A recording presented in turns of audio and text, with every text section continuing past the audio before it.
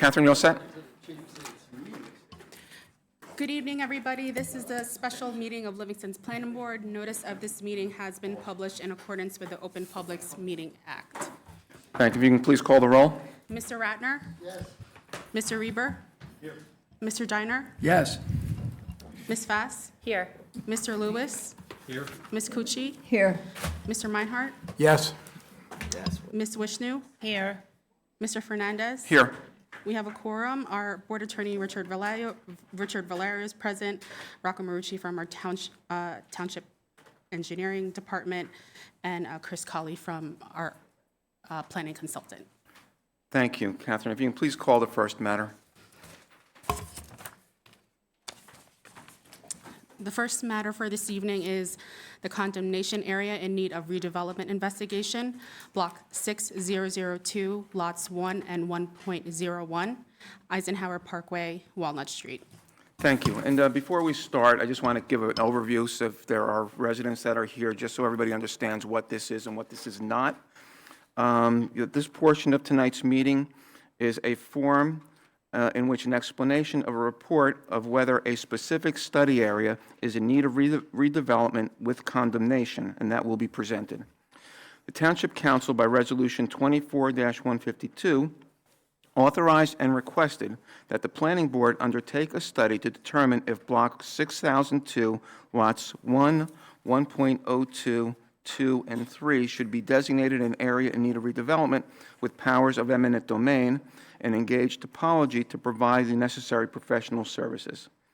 The scope and study, the scope of the study and preliminary recommendations will be explained, and then members of the public will have an opportunity to ask questions or offer comments. A stenographic record of this forum will be maintained by a court reporter. However, speakers will not be required to speak under oath. This study area is essentially the Livingston Mall property. State law sets the specific criteria that must be met for determining whether property is in need of redevelopment and also the procedural steps that must be followed. It is important to understand that this is not a hearing to decide that the study area is required to be redeveloped or what should be developed at the property. The most that can happen as a result of this hearing would be for the Planning Board to accept or not accept the planner's report as the board's recommendation to the Town Council. If that recommendation is made, the Town Council will then have to decide at its own public hearing whether or not to direct that a redevelopment plan be professionally prepared. Now I would ask Topology, who prepared the report, to explain the study and its recommendations. And that presentation will then be followed by the opportunity of the public for comments and questions. And again, just a reminder, this is not a discussion on what should be there, what shouldn't be there. There's a very specific purpose of this hearing, and that's what we will be doing tonight. Thank you. Thank you very much.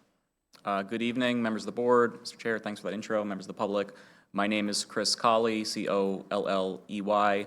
I'm a principal with the planning firm Topology. As the board chair just kindly explained, we've been retained to prepare this study. I do have a presentation this evening. It should take me about 15 minutes, if that's okay. It's providing a general overview of the findings that are in the report that are in front of you. A little bit of process, which we'll go briefly through, thanks to the introduction, a little bit of study area overview. We'll talk about the criteria, we'll share our evaluation, and we'll close on some next steps. My volume okay? Good? Okay, thanks. I'm going to skip right over this because of the introduction we already received. I will say one thing, that the council did pass a resolution just this last Monday removing lots 2 and 3 from the study area. So as a result, our study really focuses on lots 1 and 1.01, which are the bulk of the mall area, and you'll see those in subsequent slides. In preparing this report, we reviewed as many documents as we possibly could. We spent a couple days in town hall. We've made a number of site visits to the mall. We've observed it from the inside, from the outside. We've looked at police records, zoning ordinance, master plan approvals, the news articles, really everything we can get our hands on to understand the conditions of the mall and whether or not the study area met any of the criteria in the redevelopment law. Just so everybody is on the same page about what we're talking about and where it is, although I suspect you well know, the study area is located at the intersection of Eisenhower Parkway and Columbia Turnpike. The study area is really comprised of 2 primary tax lots. Lot 1, which is the the major portion of the mall, and you'll see the two lots broken up in a subsequent slide, and lot 1.01, which is on the northern side, which is really the area previously associated with Sears, and collectively, those two lots include a little over 58 acres. Significantly for our analysis, and we'll touch on this, the study area is zoned in the DS zone. It's the only area in the township with that designation. The mall and the affiliated properties are the only ones like that. Very brief bit of history. As you both know, the mall opened in the 70s. It's had sort of several chapters of its life since then, stores moving in, expansions, many applications in front of this board for various items. And today, if you go there, it's in a bit of a tired condition, and that's going to be what we're going to go to in our evaluation of the statutory criteria. So, as was explained, really the purpose of the preliminary investigation is to see if the study area meets any of the 8 criteria that are outlined in the law. The reason why we write a report and why we provide this testimony is because the courts have been very clear that there needs to be substantial evidence put on the record to support any decision or any recommendation to declare an area in need of redevelopment. That's why you have so many pages in front of you, and that's why I'm walking you through it this evening. There are only 3 criteria that we are talking about in our report, so those are the 3 that I'm going to give you the overview of this evening. The first is criteria A, and for each of these criteria, they really typically have 2 parts. So criteria A deals with the condition of the buildings, and the 2 parts of criteria A are, first, that the generality of the buildings possess one of these characteristics, substandard, unsafe, one or more, unsanitary, etc., and second, that any of those characteristics are found to be conducive to unwholesome living or working conditions. Sort of a cause characteristic and the effect. Criteria B deals with commercial buildings primarily, which have transitioned into some form of disuse. And really the section of criteria B, which is most relevant to our report, is this, this second clause here, which is outlined in red, significant vacancies of such building or buildings for at least 2 consecutive years. Much like A, there's 2 parts. First, you need to have a building previously used for any of these uses. And second, there needs to be a demonstration of significant vacancies for at least 2 consecutive years. And then finally, criteria D, again, 2 parts. First, that there are buildings or improvements that exhibit any of these characteristics, obsolescence, dilapidation, and so forth. And second, that the presence of that characteristic is found to be detrimental to safety, health, morals, and welfare. So that's our playing field. I will say, just as a sort of administrative note, our report considers the 2 parcels holistically as a single entity, and the basis for that decision is really based on sort of the facts on the ground. If you are on the site, you don't really distinguish between parcel 1 or parcel 1.01. There are agreements tying the site together, operating agreements, easement agreements. And as I mentioned before, they're zoned commonly with even some zoning provisions that require you to consider the site holistically. So we've considered 1.01, and I should also mention there's a additional lot associated with lot 1.02, as a single entity for the purpose of evaluation. All right, so we'll get into the criteria. I'll start with my conclusion. It's our finding in our report that the study area meets the criteria A, B, and D and qualifies as an area in need of redevelopment with condemnation. As it relates to criteria A, which again is the one about buildings and unwholesome living or working conditions, it's our finding that the study area qualifies as the generality of the building is substandard in a manner that is conducive to unwholesome working conditions. So what do we base that on? So the first thing that you notice when you walk into the mall, or that I noticed during my several site visits over the summer, is the fact that the air conditioning was not working. And this was a condition that was the case on, I believe, all four of my visits. Obviously, the lack of adequate air conditioning, particularly during the summer, during heat waves, is a substandard condition. And sort of the best evidence for that fact is the response of the tenants and the operators of the mall to the lack of air conditioning. So what you're seeing on the screen here are a number of pictures from various tenants. I think we counted about a dozen throughout the mall that had signs up that they were temporarily closed due to a lack of air conditioning. Those signs said a variety of sort of nominal, temporarily closed due to air conditioning, or handwritten, sorry for any inconvenience, we are closed due to AC issues, store temp is 88 degrees, no ETA for a solution. The response of the businesses to this condition is reflective of a substandard condition conducive to unwholesome working conditions. Business operators are choosing not to put their employees in a space, and in so are sort of expressing the nature of that substandard condition. Another substandard condition observed on site deals with access throughout the building. What you're seeing here is the central picture. These are the two signs that are on the escalators on either side of the main shopping corridor. It says, need a lift, please use the elevator located in the center court. This is the elevator in the center court, which is blocked off and not accessible.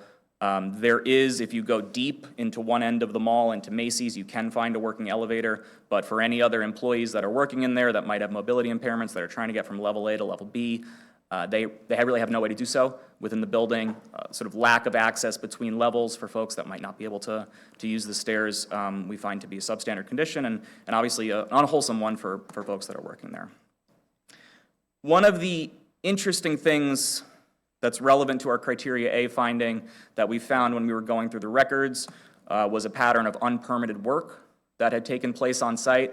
We found 6 violations, UCC violations for the property during the period of time that we analyzed. Those ranged from violations for roof work without a permit to violations for creating non-conforming bedroom spaces in vacant mall tenancies, specifically the former Applebee's restaurant. The relationship, so how does this relate to criteria A, right? The permitting process exists for a reason. So a pattern of unpermitted work is creating an environment, a substandard environment, where employees and visitors to the mall sort of lack the assurance of a properly permitted and a proper standard of work. This isn't one violation, this was several violations. These are violations that sort of affect the overall condition of the mall and the working conditions. This is the last slide on criteria A. These are pictures from inside the Sears building, or the Sears portion of the building, which, as you know, has been vacant for several years. Whether related to the roof or not, there's standing water through a number of sections of the former Sears site. Number of images in the report showing that. There are evidence of water damage, including sort of crumbling ceiling elements, leaks everywhere. There's a sort of general exposure to the elements, which, you know, materialized in birds, a couple birds that we found in the property, graffiti throughout this portion of the building. As it relates to working conditions, standing water in a building is conducive to mold growth, that's conducive to detriments to air quality, all of which, in my opinion, are substandard conditions and conducive to unwholesome working conditions. So it's our finding on A, let me check my time, that the generality of the building is substandard and in a manner that's conducive to unwholesome conditions. B. So B, as I said before, this is about, for our analysis, this is about vacancy. And it's our finding under criteria B that the study area qualifies as it contains a building used for a shopping mall that has had significant vacancies for at least 2 consecutive years. So how do we go about figuring out how much vacancy there is in the mall? In going through the property records, we were able to find a leasing plan, which is included in the report, and we use that as sort of the baseline for how much leasable area is there in the mall. That also provided us a map, which we were able to use to sort of figure out which stores are vacant, what percentage of the mall do they comprise, how much total square footage do they comprise. Importantly, the statute requires vacancy for 2 consecutive years, right? So it's not like I walk in, I see some vacancy, and that's it. So we had to figure out, well, how long have the properties been vacant? So in the report, we go through this a little bit, but what we did was we took a video that we were able to date to 2021. We analyzed that video very closely. It's a very slow walkthrough around the mall to see what was vacant in 2021. We supplemented that with some news reports for the anchor stores, which were, you know, in the news when they went out. And based on that, we were able to estimate that there was about 380,000 square feet of vacant space there in 2021, 38% roughly of the leasable area.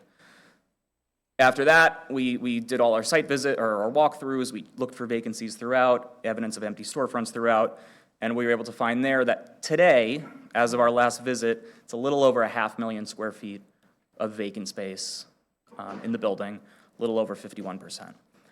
Now, the statute doesn't give us guidance on what significant means, and really, there's an element of subjectivity to that.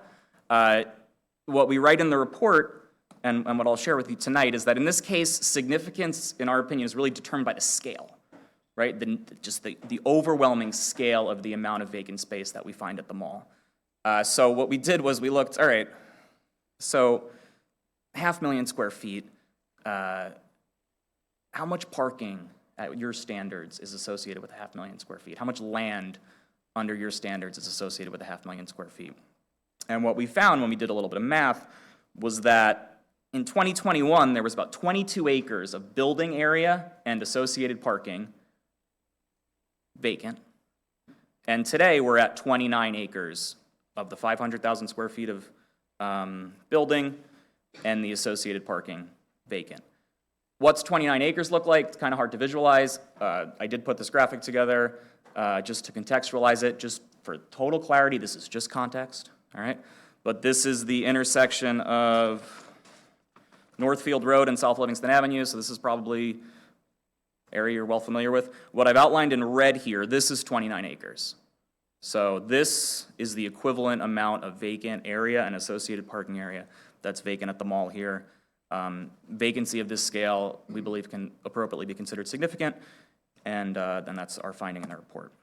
Closing up, so just to reiterate for the record, our finding under criteria B is that it qualifies as it's a building previously used for a shopping mall with significant vacancies for at least 2 consecutive years. Closing out on D, criteria D, this is the one that deals with buildings and improvements. And I have one typo on my slide here. This should say qualifies under criteria D as the area include buildings and improvements, which by reason of dilapidation and obsolescence are detrimental to the safety, health, and welfare of the community. So I said the first thing you notice in the mall is the air conditioning. Before you get in the mall, the first thing you notice is the condition of the parking lot. And the improvements, the parking lot, are certainly in a dilapidated condition. The extent of potholes and whatever comes next on the continuum after potholes is staggering, extensive throughout the whole site. You can see some of them are marked with cones.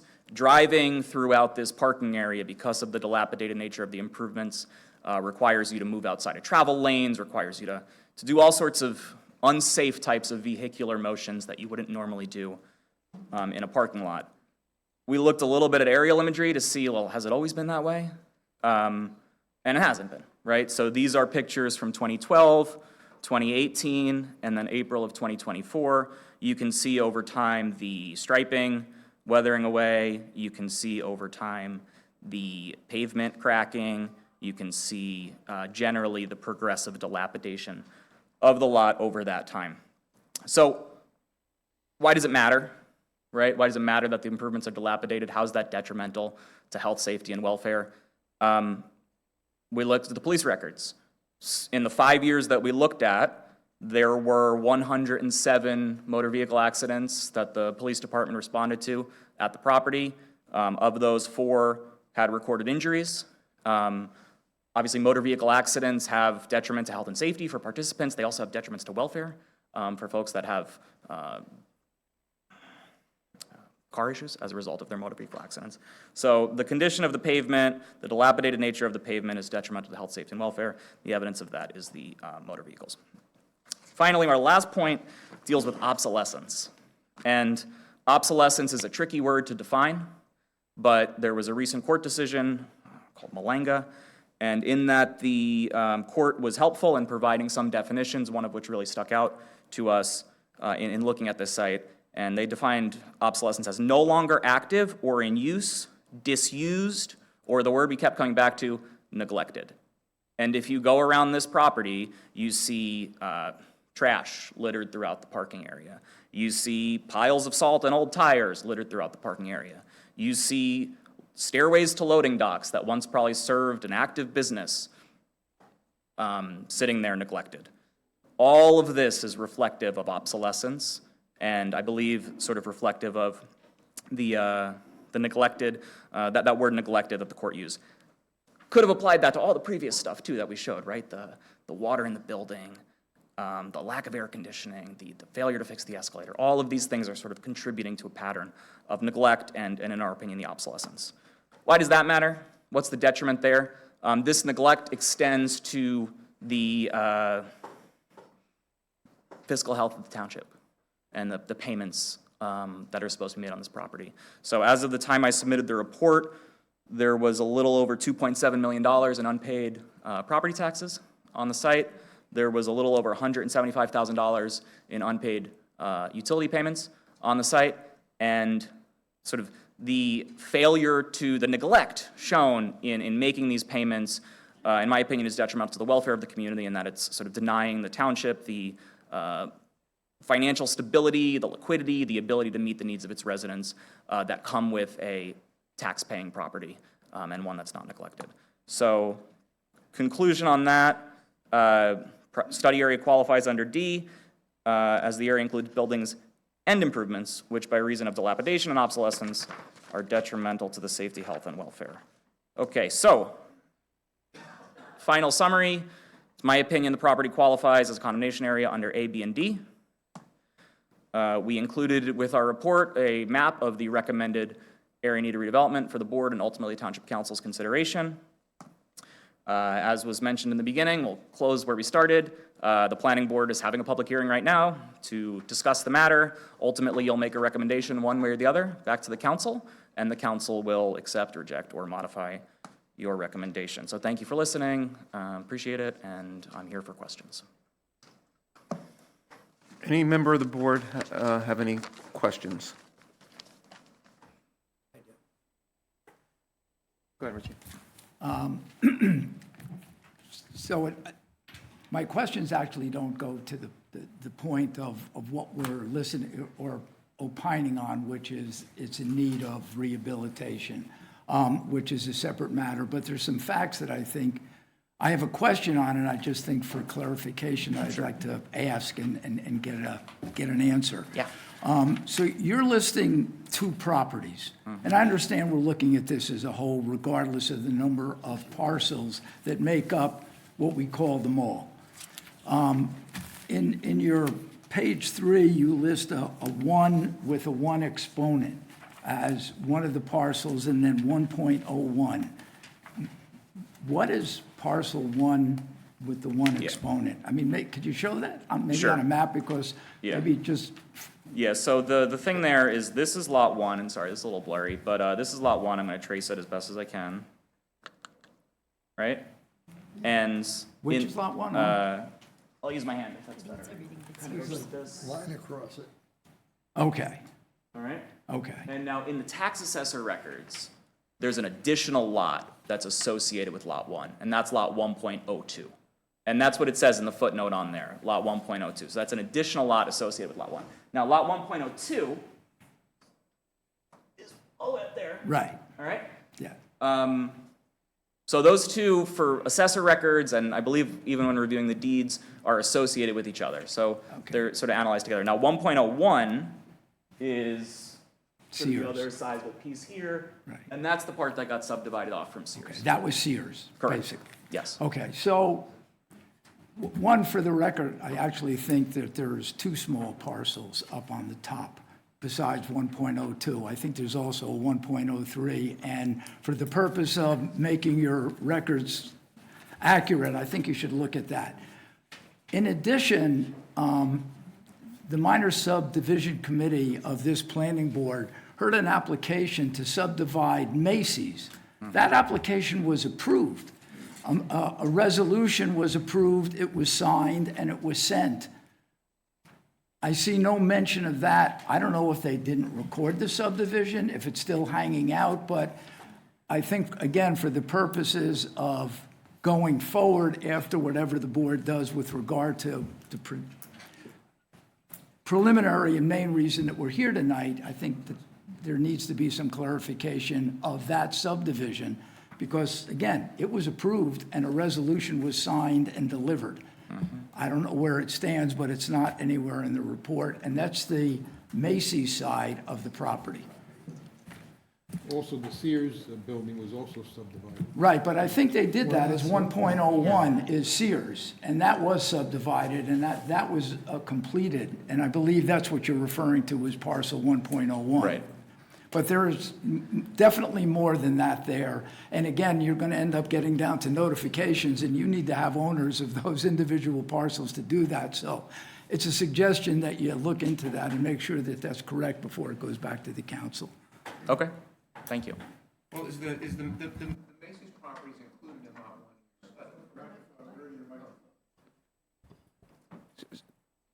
1? So the Macy's, what Richard's referring to is included in your Lot 1 study? And I guess the Yes. point you're making is just about, there might be a separate lot? Okay, but it's included in the study. Correct. Yeah. Right, the entire mall is included in his study, and that's what we're going to opine on ultimately. But I just think for the purposes of the record and accuracy, that we should get the number of lots correct on the report. Sure. Yeah, and so at the time I reviewed these documents, I did see the resolution about the Macy's subdivision. It has not shown up in the tax maps yet, so I based the boundaries of the study based on the tax maps. I don't know if it's been recorded. So this is correct based upon the current tax? That's maps? correct. Okay, Yes. okay. Any other questions from the board? One of the things I don't think you mentioned, you did mention lack of utility payments.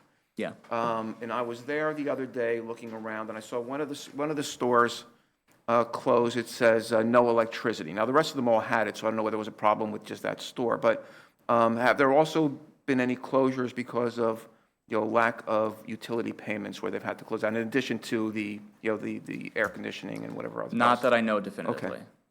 Okay.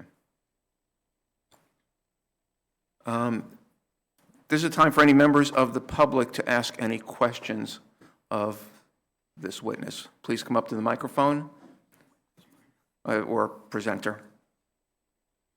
Mr. Chair, excuse me, before we start, is there a time limit for the public? Typically not, but if there tends to be a lot of comment, we can do that, but really we'll see how many people come up to the microphone.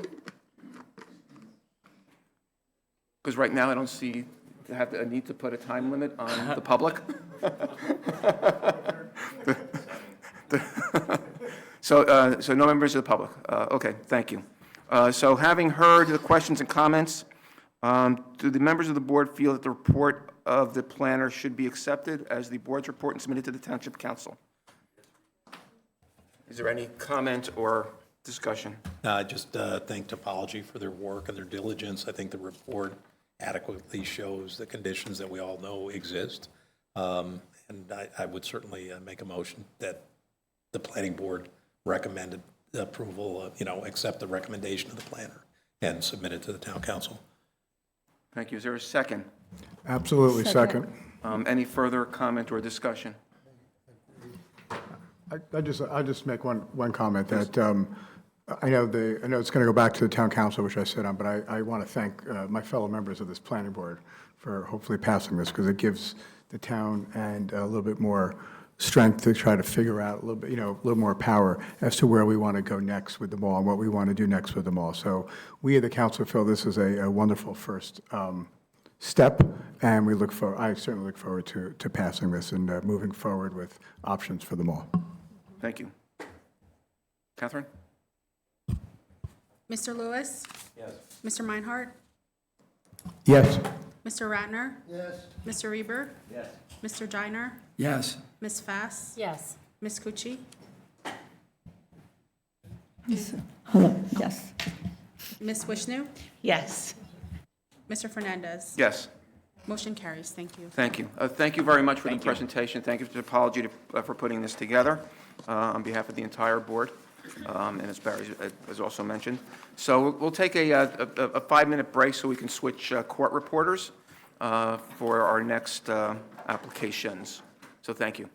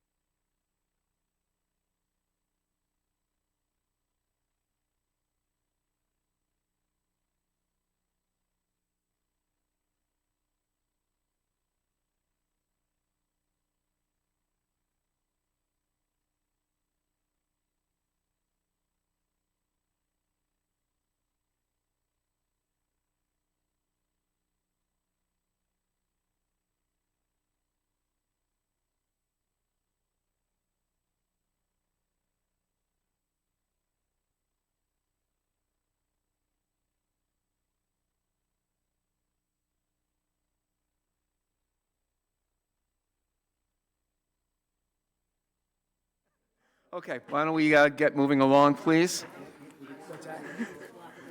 And Catherine, can you please call the next matter?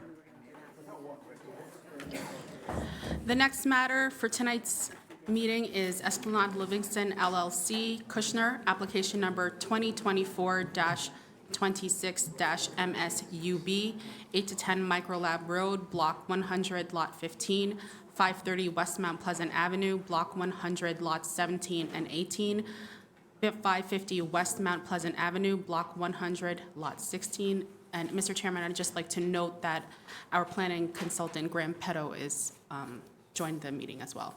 Thank you very much. So I still see some members of the public that are here, so I just want to go through the general procedure for tonight's hearing.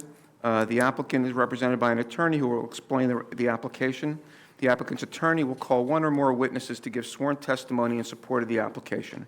Members of the board may ask questions, and when the attorney for the applicant has no more questions for a witness, interested parties in favor of or in opposition to the application may question the witness about that witness's testimony. When all the applicant's witnesses have testified, if there is an entity or group formally appearing as a party in support of or in opposition to the application, that party may call witnesses. When all the witnesses of all the parties have been heard, members of the public may give sworn statements for or against the application. So with that, Yes, good evening. turn it over to you. Thank you, Chairman Fernandez, members of the board. Craig Genetti, the law firm Dave Pitney, on behalf of the applicant Esplanade Livingston LLC. This is an application for minor subdivision and amended preliminary and final major site plan approval for property located at 810 Micro Lab Road and 550 West Mount Pleasant Avenue, identified as Lot 15 and 16 in Block 100. The properties are located in the C1 Commercial Industrial District and in the R5S Residential Overlay District, and that's the overlay residential zoning that the town adopted in accordance with its Affordable Housing Compliance Plan. The application tonight is kind of step one with respect to the subject properties. The subdivision is seeking basically a lot line adjustment with respect to Lot 15 and 16, and also the amended preliminary and final major site plan approval for certain improvements located on the Lifedown property, which is Lot 15. Lot 16, as you well know, is the Westminster Hotel property. There's no relief being sought as part of the subdivision application. With respect to the site plan, they're essentially doing a relocation of the football field that's currently on the Lifetown property of Lot 15. That would eventually become part of Lot 16 as part of the subdivision, and relocating it to a different portion of Lot 16, which would then become part of Lot 15. So it's effectively like a land swap. And then as part of the site plan applications, there's certain improvements related to not only obviously putting in the football field, but certain minor improvements with respect to the Lifedown property that currently exists today. You'll hear from our witnesses, there were some variances identified and relief identified in connection with the application, which our witnesses will go over and discuss the applicability of, and then the justifications for them as well. I have here with me tonight our civil engineer, Mike Lanzafama, as well as our architect, Les Del Mar Rosado.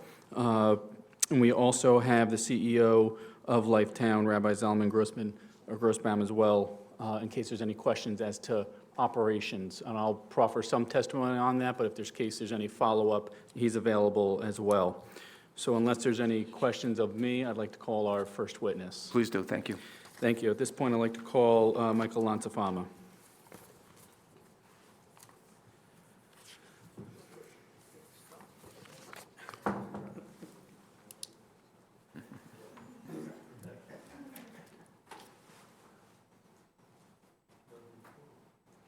Excuse me?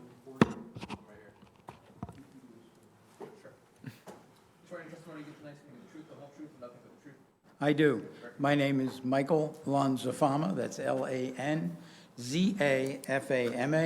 I'm a licensed professional engineer, land surveyor, and planner, licensed with the state of New Jersey. I'm a principal with the firm of Casey and Keller Incorporated, 258 Main Street, Millburn, New Jersey. And your license remains current in the state of New Jersey? Yes, they are. And do you know exactly how many times you've been accepted as an expert in the field of I- civil engineering in the township of Quite Livingston? a few. I'd ask that the board accept Mr. Lansafama as an expert in the field of civil engineering. Engineering? Yes. Any questions from the board? I guess too, maybe we want to put it on as we get into the variance portions. If you could provide some planning testimony as well, maybe some background on planning as well with your qualifications. Right. Well, I'm licensed as a professional planner as well, and have testified before this board on numerous occasions in such a capacity. We ask you also be accepted as an expert in the field of planning. Thank you. Mr. Lansafama is accepted by the board as an expert in engineering and in planning. Okay, what I brought up on the screen, if it appeared, there you go. Get rid of that. And let's blow this up a little bit. What I have up on the screen at the moment is an exhibit which we've prepared, which is basically the minor subdivision that we are presenting for the properties. As the attorney pointed out, we're talking about tax lot 15 and 16 in block 100. And Mr. Lansafama, this exhibit you're showing has been submitted to the board as part of the application? This was actually submitted separately as an exhibit, but we can mark it, if you like, as A1. Sure, if we can mark this exhibit as A1, if you can just, identify on any of the title block or anything like that. Sure. The exhibit is a colorized version of the minor subdivision plat prepared by my office, and it has a date, revision date of August 30th, 2024. And what the exhibit shows is the land swap that we are talking about this evening on the subject properties. As we pointed out, the property is located on the north side of Route 10, and it is actually surrounded on three sides by public roadways. To the west is Microlab Road at the top of the drawing. Route 10 is to the south on the left-hand side of the exhibit. And David Avenue is located to the east on the lower portion of the exhibit. The area that you see in green, which is a 30,464 square foot parcel, is the location of the current football field that is used by Lifetown. And as part of the redevelopment project for Lot 16, it was necessary to have additional frontage along Microlab Road.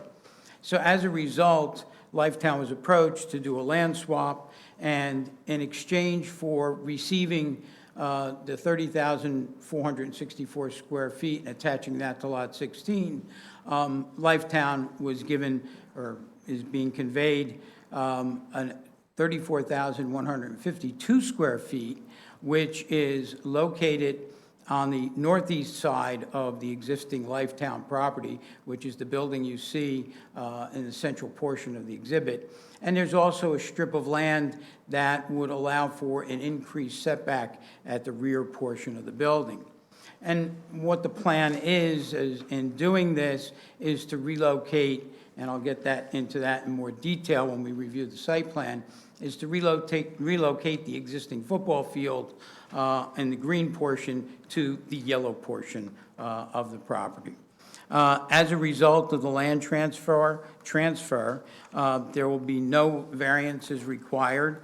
Tax lot 15 would go from 187,678 square feet to 193,546 square feet.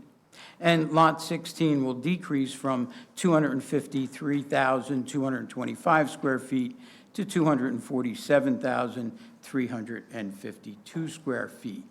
The Lifetown parcel, the frontage would be reduced by roughly 266 feet, and that frontage obviously would then be added to lot 16.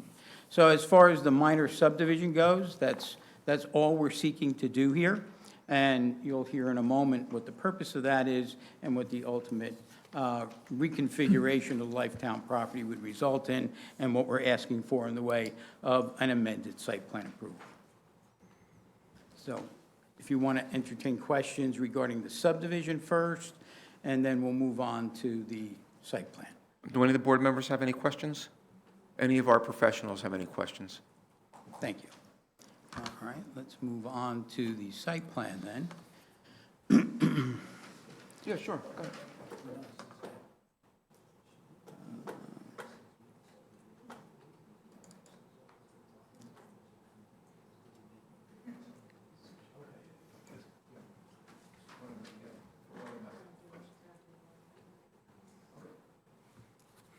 I guess, Okay, thank you.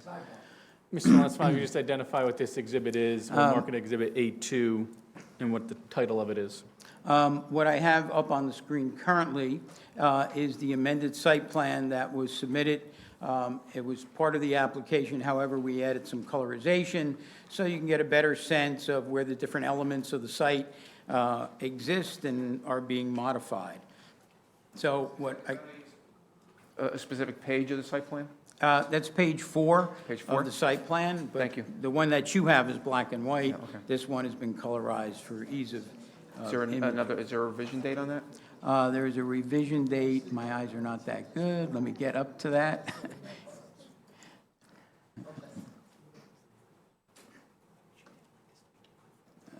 It should be August 30th, 2024. Thank you. That should be the same date as the documents you have before you. Okay, thank you. And what you can see in the exhibit is the Lifetown facility, the existing building, which is shaded in a tan imagery, fronting on Microlab Road. And the football field was once to the left of the site. It is now being relocated to the eastern portion of the site. You can see how it nestles in there, and to create a flat plateau, that area of the site has somewhat of a slope to it. So to create a flat plateau, to create the field, we're proposing to construct a retaining wall ranging in height from 4 to 5 feet on the north and east side of the property. There's also a small retaining wall required as we transition grade from the proposed football field to the existing parking area to the west. The entire operation is really no different whatsoever than what we currently perform at the site. It's the same number of parking spaces that are available to patrons of the facility and clients of the facility. We are adding 3 additional spaces off of the existing service driveway that exists on the south side of the building. The purpose of these 3 parking spaces is for maintenance personnel. We have a number of small van-type trucks that come for maintenance personnel that maintain the pool within the facility and other elements such as the AC units, et cetera.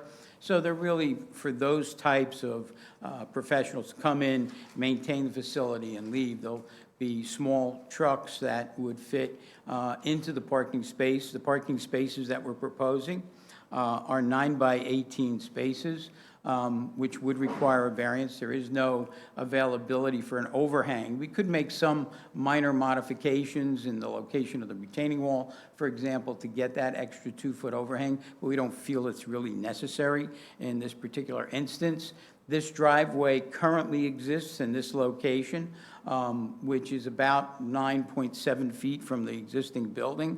I believe in Topology's review memo, they cited that technically it's supposed to be 10 feet away. I don't believe that's the case. I believe the way the ordinance is written is the 10-foot setback requirement from a building is for parking spaces. As a matter of fact, in the 2013 resolution of approval, when we got the original project approved, we had noticed for that variance, and the board determined that it was unnecessary. And Mr. Lonsfeld, when you said not necessary for the extra 2 feet, it's basically because of the limited scope and use of those parking spaces. That is correct. And not just general parking for visitors and the public. That's correct. And I guess along the line, with talking about parking, the football field identified banked parking, I was gonna shaded get to over that. it. Yeah, I was If you gonna maybe get to just that. clarify that in case there's a question. Sure. Well, let me finish on this side of the Sure. property, and then we'll work our way around. There is also shown in the left-hand portion, just to the south of the building, we show a half-court basketball court, which was located on the parcel that's being conveyed to Lot 16. We're simply relocating that. We're providing some new sidewalks in that area through here to allow for access by the workers that may park in that area into the facility, as well as for the children to exit out into that area. The remaining area through the south side of the building was once a paved access road. We're going to be removing all that asphalt and providing landscaping, a lawn panel in there, so that the children can play in that area, have a little open-air recreation space that is safe and secure. The net result of removing that impervious area is that the overall impervious coverage on the site is going to go down considerably, so that there will be no increase in stormwater runoff or impact as the result of the overall project. And then, you know, what you want to find out as well, and is raised in Mr. Marucci's memorandum, is, well, how then do we access the loading areas on the east side of the building? Well, as part of the subdivision application, we'll be granting an easement, from David Avenue to this facility, and we will be constructing a new driveway at the southeast corner of the facility. So delivery vehicles and refuse trucks would now enter from David Avenue, come through the adjoining parking area, and then enter the site, which allows them for a much easier access. The two loading areas that exist and the refuse area that exists are on that east side of the building. So as the vehicles come in, they could simply back into position and then exit out to Microlab Road through the existing parking area. The parking area to the north is not being modified whatsoever. It is about a 61,000 square foot parking area. What we did not show on the plan was existing shade trees that are there. There's about 21 shade trees that exist. In Topology's memorandum, they asked for us to testify that it was compliant with the ordinance requirement of one shade tree for every 6,000 square feet of parking area. We are compliant with that, and that would not require any variance because we're really not doing anything new. One of the variances that we did receive back in 2013 was a parking variance. Under the ordinance, I believe we're required to have 188 parking spaces, and we only had 132. So as a way to justify the variance at the time, because there was a lot of question as to whether or not Lifetown was going to succeed, and what would happen if it became, had to transition back to an office use. So we had provided for additional parking on the football field. Well, we were able to do the exact same thing and maintain the exact same number of banked parking spaces in that field. And that field, if it did have to convert to a parking area at some point in the future, we would have an access driveway directly off the driveway that's just to the east of the building.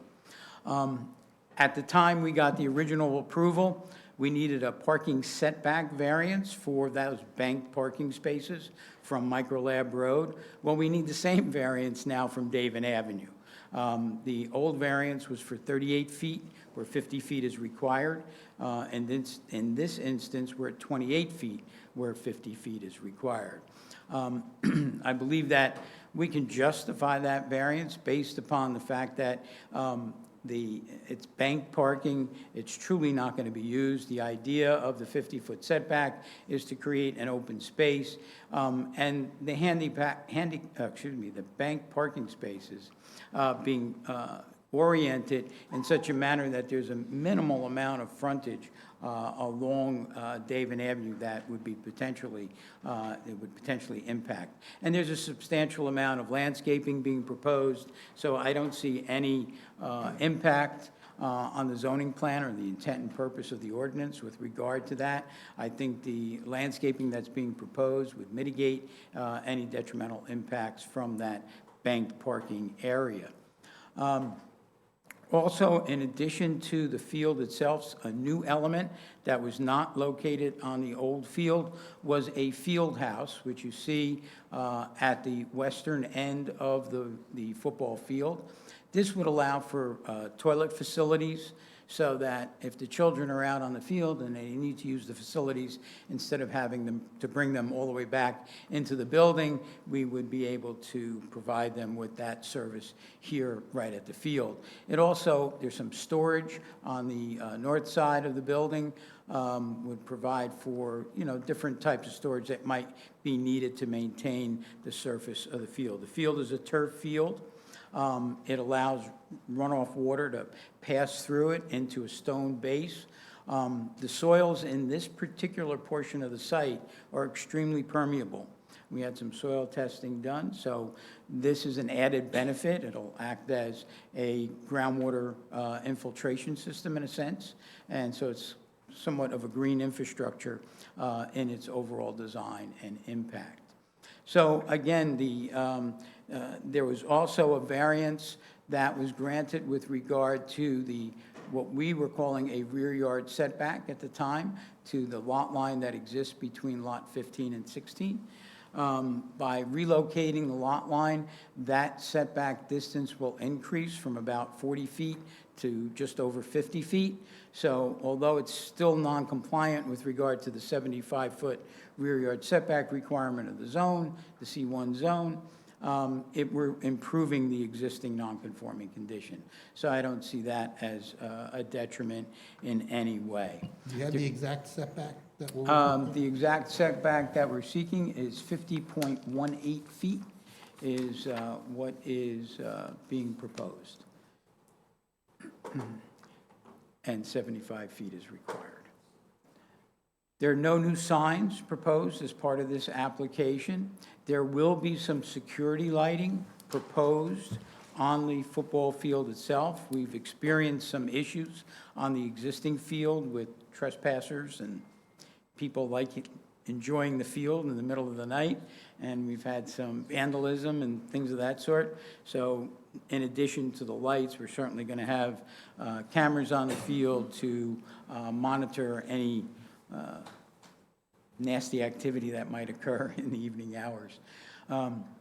So there is a lighting plan proposed as part of the application. Let me just get over to that.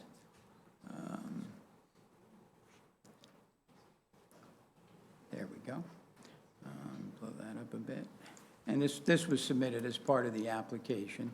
And you can see there are 4 light fixtures proposed, and the light fixtures are LED-type fixtures.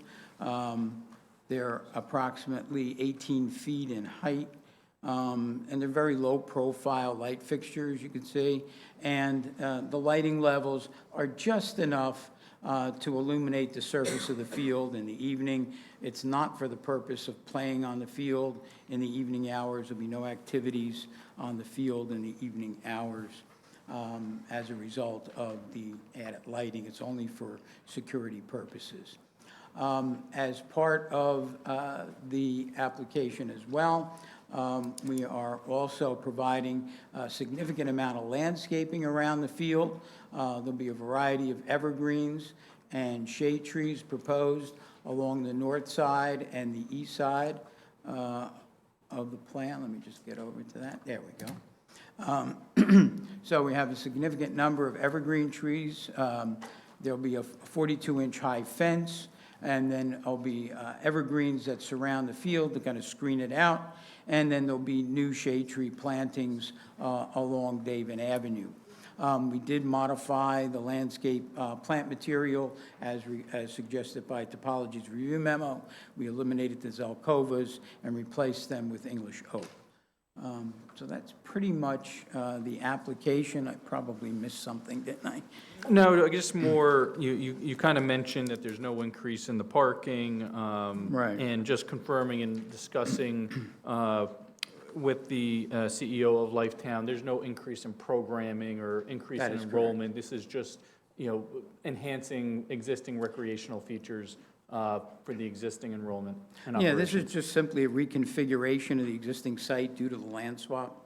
The only real addition is the field house, which is really just 2 toilets and a storage room. Only 800 square feet in size. And you mentioned the new access way and for the loading area being a more efficient kind of loading access for the building.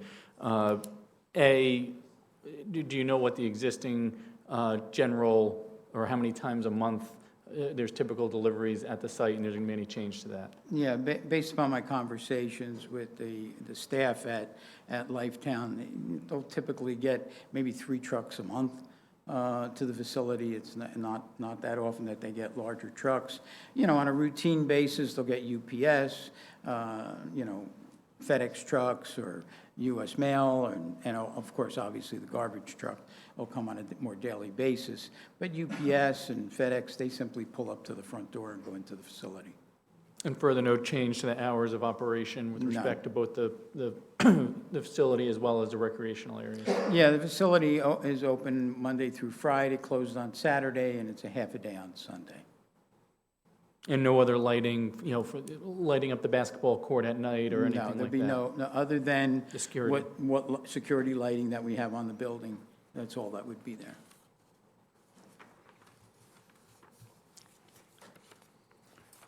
Any questions from the board? Any questions from? Wait, I just, real quick, just so I'm clear, the variances are the 9-foot What the- 9 by 18 parking stalls. parking spaces, proximity of those spaces to the building, Well, although you it's addressed the those fact that that wasn't. spaces are compliant. They're more than 10 feet from the building. Okay. What's non-compliant is the access road that comes in. It's already existing, actually. Okay, and then. Because- I think they the were variance measuring it from the associated drive aisle as opposed to. The recreation building, well, first, let me confirm, the recreation building is not higher than the principal building, No, correct? the principal Okay. building is 30 And then, foot, so 6 the- inches. The recreation building variances are proximity to the solar, the 2 accessory structures. Well, arguably. Graham and I had a Yeah. little conversation about Arguably. that. But just to cover Technically, all the bases, and, the proposed structure is actually compliant. It's because we placed the structure where we did, it makes the solar panels non-compliant. So, and it's at a very small portion. And just briefly, I assume any and all the variances are C2? Yes, sir. So did you just touch on And- that and, criteria real the- quick? Yeah, what we're doing here is not going to have a significant impact on your zoning plan or the neighborhood. It already exists, but in a different location, and the variances that we're seeking are very similar, except for the field house, the additional field house, and that's just a small portion. And keep in mind that the solar panels are open, so it's not like 2 buildings next to one another. It's a structure in a building, so. In my mind, it clearly could meet the C2 criteria. And would not have a detrimental impact Great. on the Thank you. township. I have a quick question. I know you mentioned the variance, I think at the corner of the field adjacent to Davin Road. And that had to do with cars parking. Correct. Without cars parking, there is no variance requirement in that corner? I don't believe so. Okay. And I don't think we got a variance for the field when it was located on Micro Lab Road, which is about the same distance away from Dayton. Right, okay. But the only concern that I have, is just throw it out as a question to think about, Sure. is that that portion of Davin Road, I guess, gets traffic coming into the mall behind it, correct? Correct. Okay. And that corner of the road, how far is the playing field from Davin Road? Well, It's it's hard to see. approximately to the, there's a retaining wall, there's a grade change. So Davin is lower, there's a small retaining wall and a fence, and then Oh, the so you- field is elevated. Oh, Yeah, this- if we go to, let me go to the grading. plan. There's a retaining wall on the far left corner, Mike? Yes, No, the other side. yeah, I'm getting there, here we go. There we go. There's a retaining wall that runs, actually, it's a two-tiered retaining wall that runs along that side. Here's David. And how tall is that? This is just, it's a low wall. This is about 18 inches high, the front wall, and the second wall is a little bit higher. So, you know, the field is up at about elevation 208.67, and the grade back here is like 204 along here. So it's just a slight variation in grade, but traffic coming down along David Avenue are protected. There's also a fence in here, so if you're concerned about a car veering off into the That's field. the only concern that I have is going You know, into the we field. could look at putting in a couple of bollards, Couple of perhaps. bollards on that corner? Sure, we could happily do that. I'm done. I knew where you were going. The lighting on the field, is that that be on all night? No. Okay. What No, time will right- that go right, off? Rabbi, or you need it on all? We would prefer to have it on all night, but we could flex the lighting levels. The real problem is the vandalism that has occurred on the field, on the existing field, and we feel we're going to have even more problems here because it's even more removed from Route 10. So we'd like to leave it on all night. Or motion sensors. Or motion sensors, not a bad idea. We could do that, because that's the beauty of the LED fixtures. You could do that. I'm just trying to think, later on, what's going to be next to the, what will be next to the football field, and will those lights be affecting what might be coming next? No, there's a substantial amount of parking area between this area and what will be the future building. Okay. So it'll be really parking is the expectation to be there? Yeah, you're going to have more light in the parking But lot that's for the what I was asking. apartment building than the football field. Okay. Any other questions? Any members of? Yes. Yes. To follow up on the lighting question, is there an opportunity for like a reduced level light for the Yeah, overnight security lighting? We Would that be can take the light consideration? level, so say after 11 o'clock or something, dim it to 50%, and then when there's motion, it comes back on. Perfect, yeah, I think that We might could do be that. something to consider. Are there any members of the public that have questions for this witness? Seeing none? Thank you. You're welcome.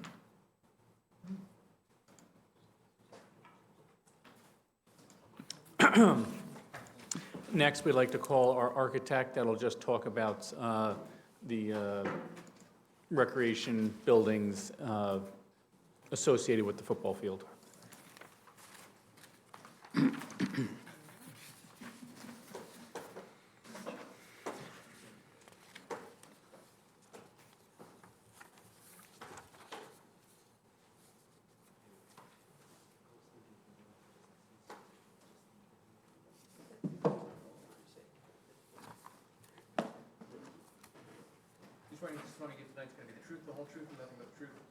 I do. Yes. My name is Luz del Mar Rosado, spelled R-O-S-A-D-O.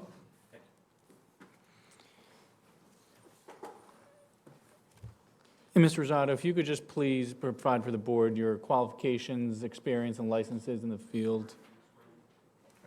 I thought he did. It's okay.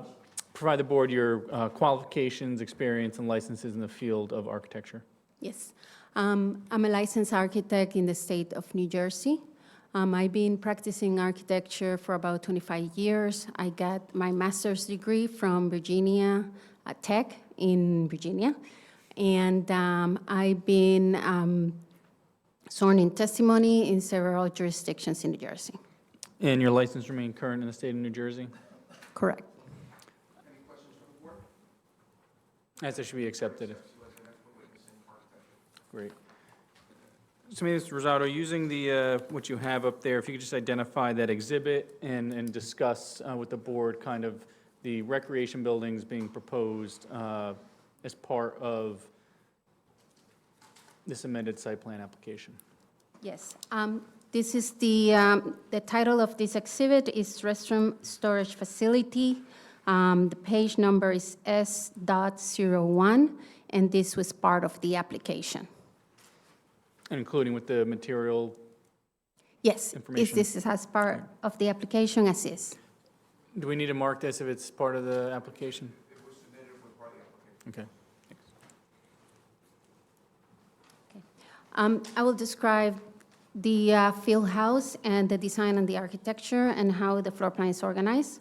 The field house is organized in two sides, as it was described earlier by the civil engineer.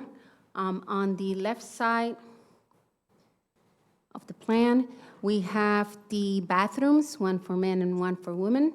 And on the right side, we have the storage area.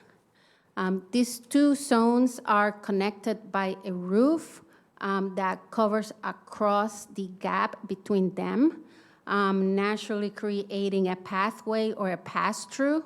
If you imagine you're coming from, if you can see my cursor here, where the Lifetown building is, you will circulate through the Fieldhouse building to go to the field area.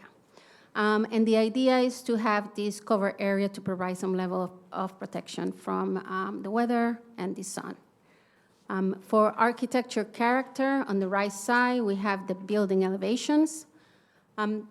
We wanted to make sure that the design is compatible with the existing building. The existing building has a design that it's playful, but at the same time, we don't want to be exactly the same. So we use concepts from the existing building and apply it to our field house. One of those concepts is use a variety of colors. In our case, we use the colors to identify the uses. So we have one color, the red color and the brown color to identify each bathroom, and the gray color siding to identify the storage area.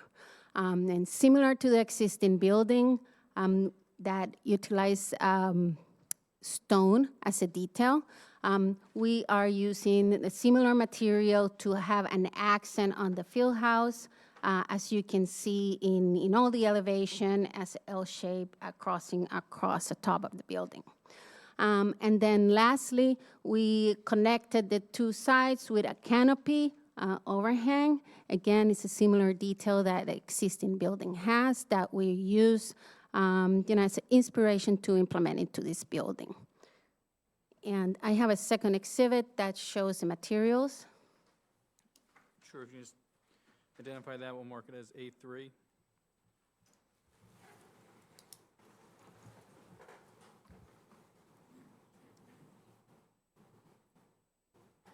I also have this physically, if somebody wants to take a look at closely.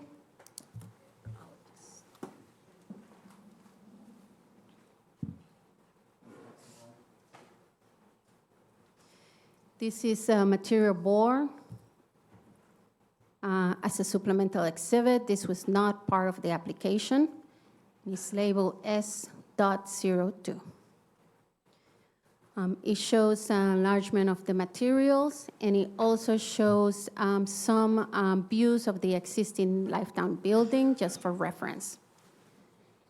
Like I say, what you can see is that the existing building has a variety of colors and textures. We use that concept into our field house so that it feels integrated, and that's what this exhibit represents. If you have any questions, I'm happy to answer. Seeing none, any questions from members of the public? From our professionals?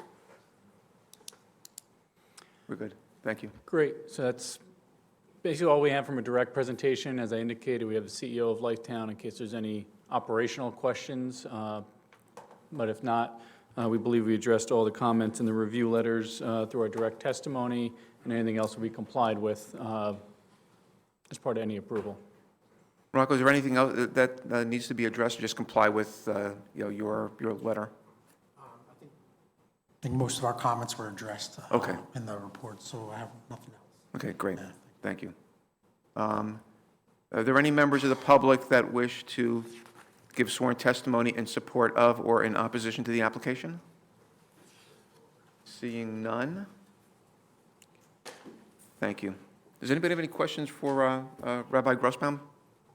Is he here? Yes, no, maybe? You're off the hook, Rabbi. You could have stayed home.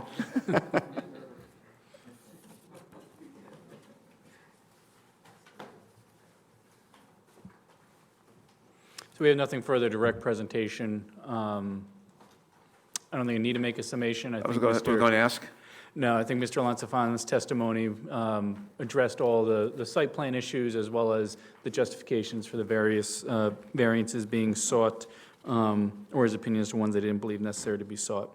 And I think he identified, we agree to add the bollards on Davin Road to add further protection, and agree as a part of a condition for the security lighting to dim at 50% after 11 p.m.